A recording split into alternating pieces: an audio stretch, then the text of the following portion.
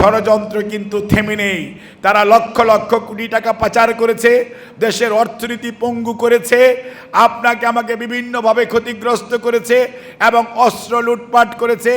আইন শৃঙ্খলা রক্ষাকারী বাহিনীর মধ্যে লক্ষ লক্ষ তাদের দলীয় নেতা কর্মীদেরকে অ্যাপয়েন্টমেন্ট দিয়ে দলীয় বাহিনীতে রূপান্তরিত করেছিল। তাদের অধিকাংশই কিন্তু আবারও যার যার অবস্থানে আছে। তার প্রকৃষ্ট একটি উদাহরণ আজকের পত্রিকা খুললে দেখবেন, একটা মামলায় তাদের 2 জন নেতাকে আসামি করা হয়েছিল, যাকে কি জানি বলে এনকোয়ারি করতে দিয়েছে। এনকোয়ারি কর্মকর্তা তাদেরকে বাদ দিয়ে, অর্থাৎ ফাইনাল রিপোর্ট যাকে বলে সেটা দেওয়ার জন্য যখন যাচ্ছে, তখন আবার ওই আইন শৃঙ্খলা রক্ষাকারী বাহিনী সেটাকে প্রতিরোধ করেছে, অর্থাৎ ঘাপটি মেরে আছে। আমরা অন্তর্বর্তীকালীন সরকারকে বারবার বলতেছি যে আপনারা আপনাদের ভিতর, প্রশাসনের ভিতর ঘাপটি মেরে থাকা বিগত স্বৈরাচারের দোসরদেরকে যদি চিহ্নিত করে সরিয়ে দিতে না পারেন, তাহলে এইরকম ঘটনা ঘটতেই থাকবে, আপনারা প্রতিরোধ করতে পারবেন না। কাজে সিদ্ধান্ত নিতে হবে। বাংলায় একটা প্রবাদ আছে, বিড়াল নাকি প্রথম রাত্রেই মারতে হয়। বাংলাদেশেও একটা উদাহরণ আছে।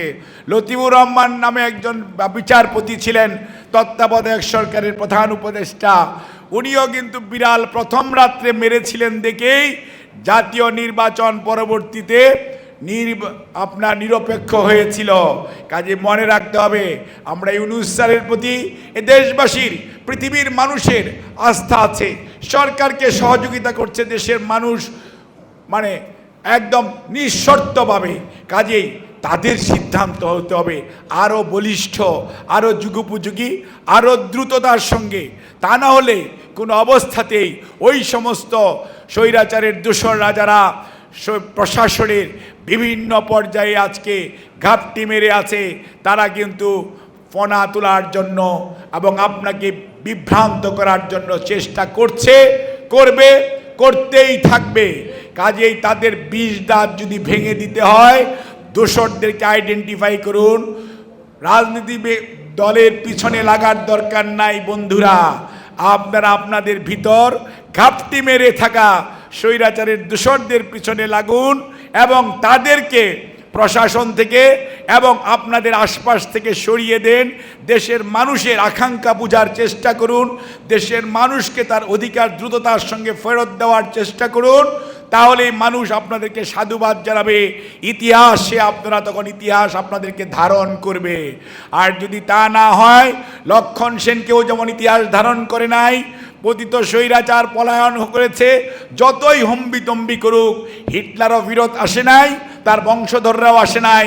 আপনার লক্ষণ সেনের গোষ্ঠীর কেউই আবার শাসন ব্যবস্থায় আসে নাই।